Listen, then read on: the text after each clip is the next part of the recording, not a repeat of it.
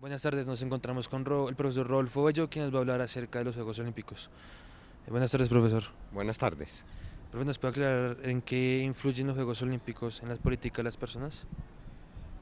Los Juegos Olímpicos influyen en la política de las personas desde su mismo origen, porque los Juegos Olímpicos fueron creados precisamente para unir a los pueblos, fueron creados específicamente para resaltar la capacidad física, la capacidad creativa, la capacidad del esfuerzo físico de los atletas. Entonces influyen políticamente y ahora no tanto, pero en otra época influyeron en el caso, por ejemplo, de los países socialistas y de los países capitalistas. ¿Cree usted que unos Juegos Olímpicos pueden ser una herramienta para mejorar las relaciones públicas entre estados? Sí, sin duda alguna. Y de hecho para eso fueron creados. Cuando se habla del creador de los Juegos Olímpicos de la era moderna, que fue el barón Pierre de Coubertin, él lo hizo precisamente con ese propósito, de unir a los pueblos.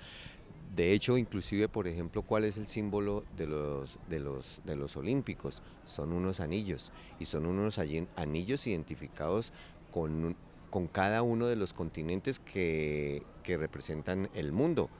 Entonces tenemos, por ejemplo, el color amarillo que representa a Asia,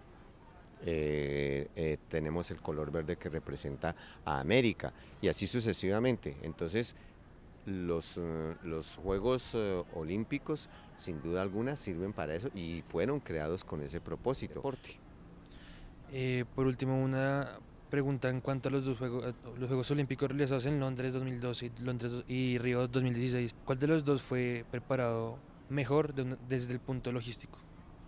Yo creo que los dos fueron preparados logísticamente, de la manera más adecuada, de la manera más profesional, de acuerdo con las condiciones que exige la modernidad, que exige la tecnología.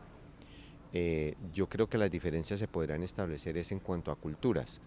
Y en cuanto a culturas digo, es un poco la parte rígida, esquemática, muy disciplinada de los ingleses, en contraste con una forma más abierta, más, llamémosla, informal de los brasileños.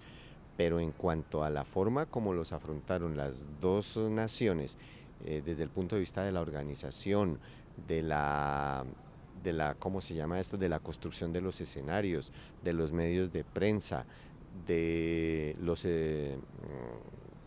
hotelería, infraestructura hotelera, aeropuertos, vías y demás, para mí y desde mi punto de vista, fueron igual de eficientes, tuvieron la misma envergadura y ambas organizaciones los afrontaron y los llevaron a feliz término, cada uno desde su cultura y cada uno desde sus posibilidades, de muy buena manera.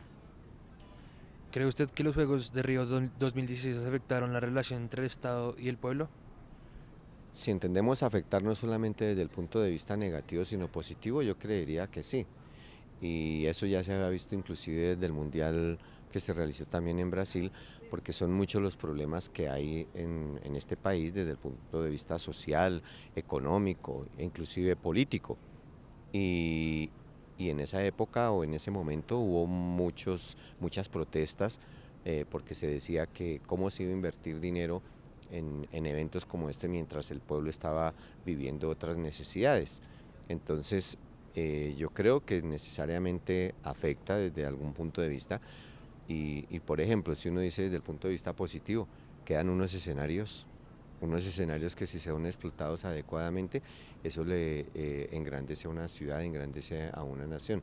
Si lo vemos desde el punto de vista negativo, tendría uno que entrar a evaluar si evidentemente eso le representó un costo mayor a los ciudadanos. Y si, por ejemplo, por hacer esos juegos se dejaron de hacer obras, se dejaron de implementar otras políticas en procura de mejorar la necesidad de los brasileños.